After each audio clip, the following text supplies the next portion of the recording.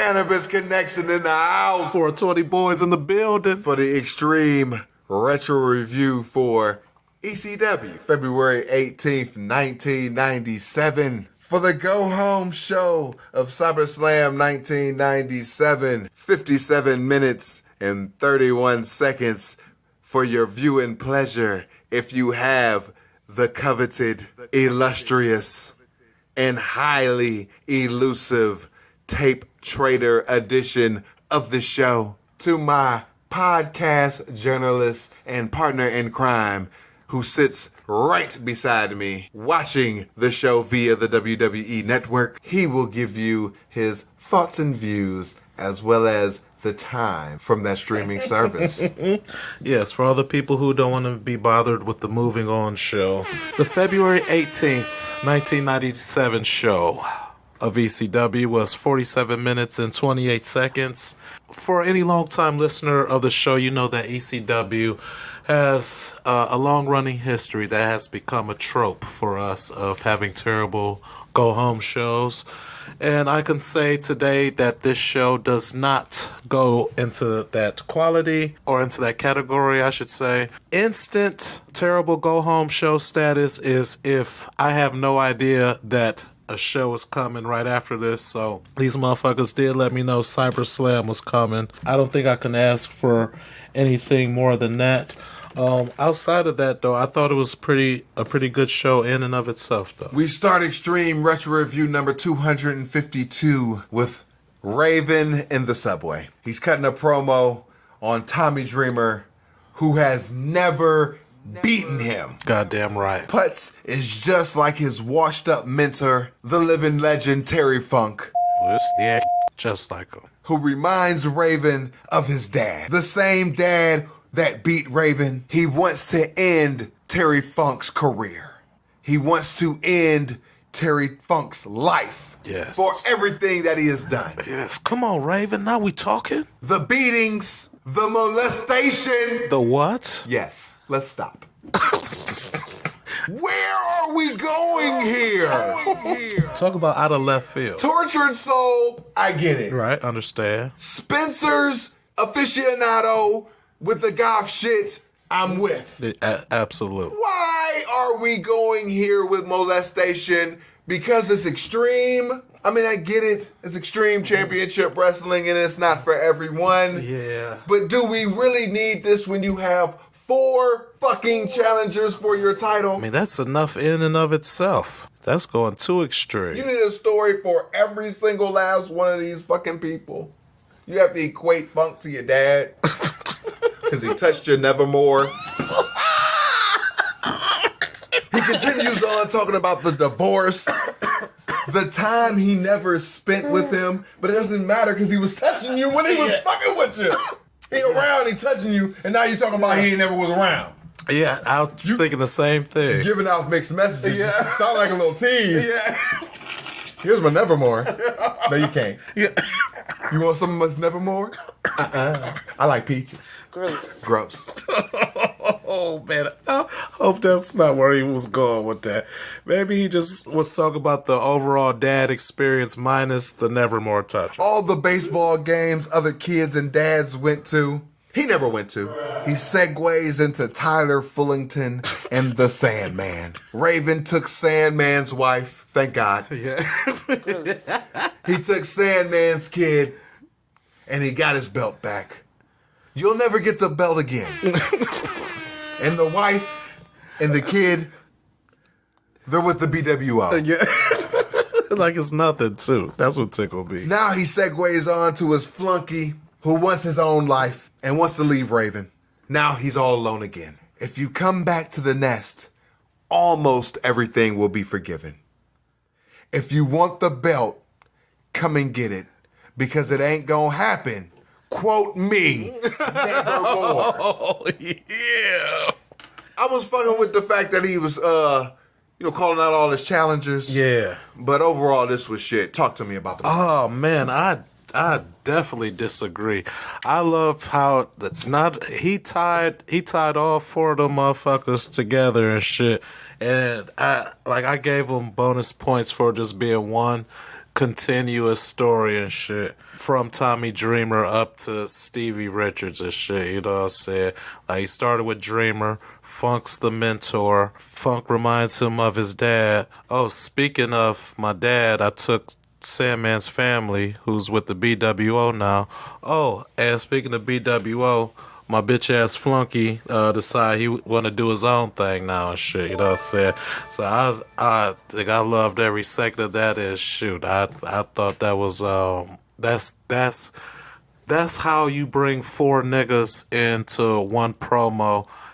And I felt like he put the belt over at the same time as the world champion. And at the end, with the quote, me nevermore and shit, that made it seem like he was extra serious and shit. So I loved it. Joey hypes CyberSlam 1997 and Barely Legal. Raven beat Dr. Death after 3 Stevie kicks. Joey then recaps the world title picture and Raven's top challengers. He also speaks on Peaches and Tyler, wrapping up the brainwash storyline starting at Hardcore Heaven 1996, recounted by us in Extreme Retro Review number 203. You're welcome. Stevie finally stepping away from his man Raven. Tommy never beating the champ, or Funk begging for one last run. Holy crap, they played Raven's clips to his theme forever. Oh man, I did not get that. Yep, I got Joey recapping, but I did not get the montage. We have a Raven t-shirt spot moving on. CyberSlam at the ECW Arena is February 22nd, featuring Putz and Funk versus Raven and Brian Lee.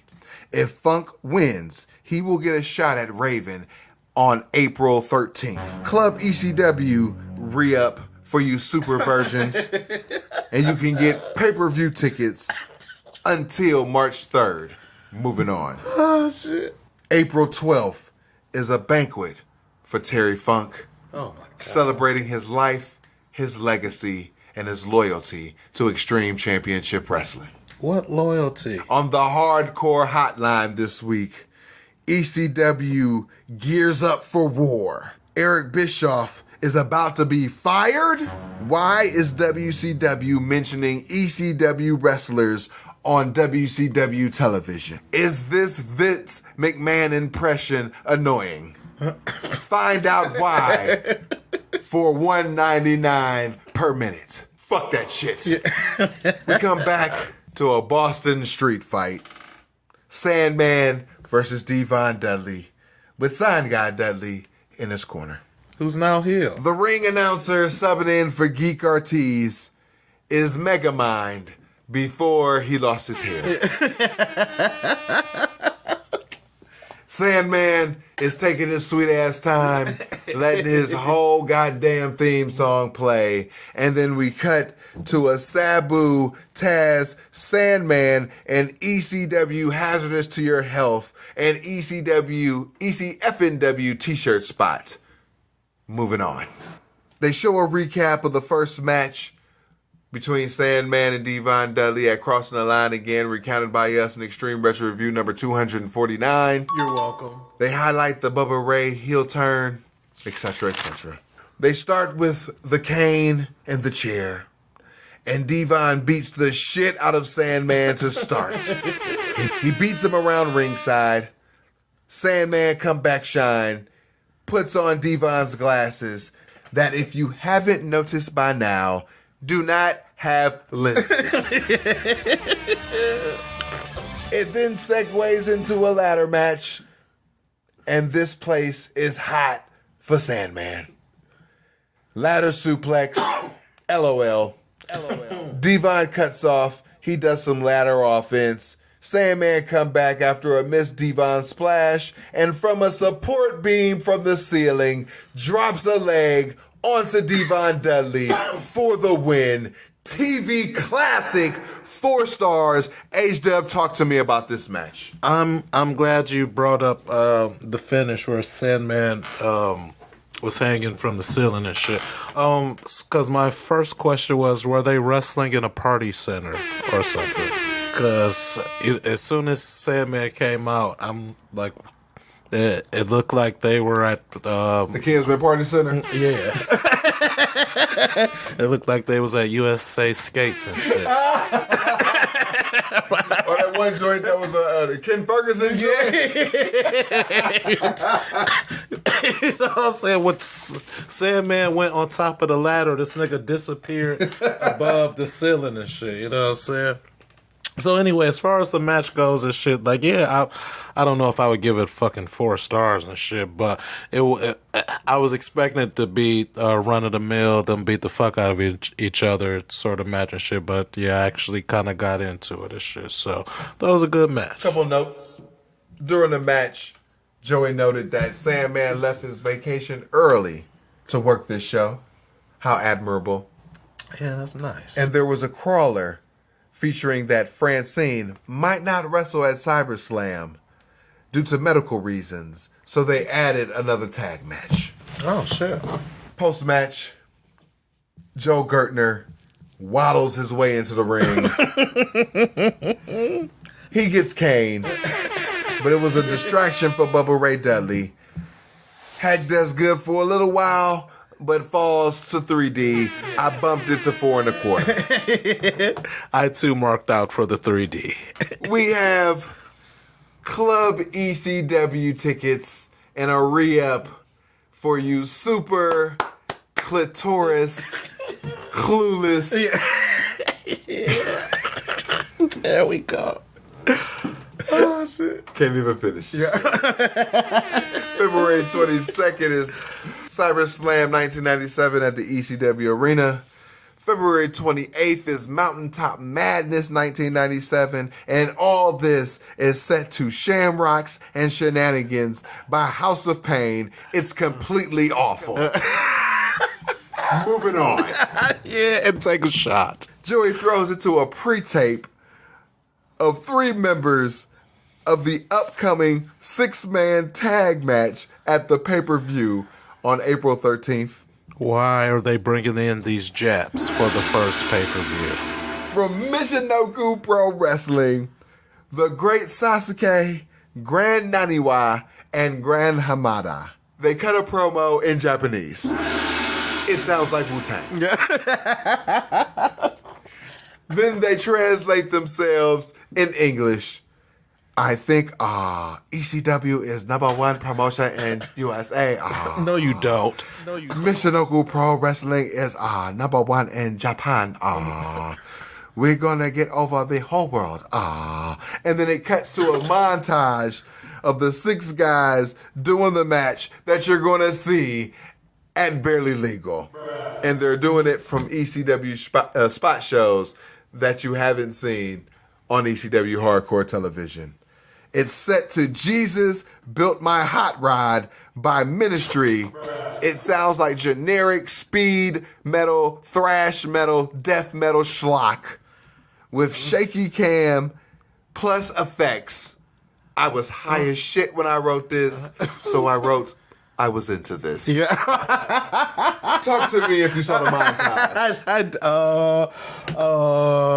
I did see the montage, but it didn't have the freaky music that you was listening to. I saw my boy Taka and shit. Is Taka going to be at Barely Legal? Taka will be at Barely Legal. Okay. And he will be in a faction. We have a Club ECW re-up for those of you who are oblivious to ovulation. Well, nice alliterations there. You know what I'm saying? I forgot to give you your alliteration props on the last one. On April 12th, we have the Terry Funk Banquet. Mountaintop Madness on February 27th. A March 1st, 1997 show in Scranton, Pennsylvania. And a Paul E. Heyman ECW hype spot. Moving on. Ooh, speaking of moving on, this Mysterio is talking to me. Last week on ECW television, Lance Storm debuted and beat Balls Mahoney. This was from Crossing the Line Again. Recounted by us, Extreme Retro Review number 249. You're welcome. And at CyberSlam, Lance Storm will face the human suplex machine, Taz. I'm actually looking forward to that. We have a match featuring Taz versus Scotty Too Hottie. ECW alum Scott Taylor. Extended squidage. Thank God. Thank God. Scott's tights are completely awful. Oh, yes. He actually gets a lot of offense in, He did. but jobs to the Kataha Jame. I gave it 2. Talk to me, hot stuff, about this match. Oh man, shoot! You nailed all the key points. I was surprised that Taz let Scotty look as good as he did. You know what I'm saying? Like he was getting some little bit of shine in, but as most of Taz's matches in, motherfucking T-Bone Tazplex. Kata Hajime, Scotty taps out, and he's rolling on the Cyber Slam. So, for as squashes go, it's pretty good. Joey then recaps the win in some of the pay-per-view card, and then throws it to some other Japs for a promo. Japs start talking, but then the BWO come in and have them join to officially form BWO Japan. Yo, just real quick, why were they booed up like they were on a triple date? That nigga's arms around each other. We have an ECW home video spot for Crossing the Line again, recounted by us, Extreme Retro Review number 249. You're welcome. We have bumpers for February 28th, March 1st in Scranton, Pennsylvania, and March 8th. Moving on. Back with Joey at the Nest talking about some footage with Todd Gordon. He also shields the pay-per-view and the club ECW re-up for you failures to reach the fallopian tube. We come back to the Elks Lodge CyberSlam 1997 spot on February 21st. The Sabu signature t-shirt, the Hardcore Cafe t-shirt, the February 22nd show on the ECW Arena, the BWO t-shirt, the Club ECW re-up for you super virgins, the Barely Legal spot, and another funk banquet. Moving on.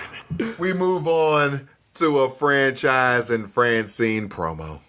Terry Funk says, only one belt is worthy enough to be around his waist, but the 16 pounds that he carries says that he's the best on television. You do it your way, the ECW way, the franchise will do it his way. And he gets a kiss, and he does it so well. And this starts Promo-Rama. With 3 niggas.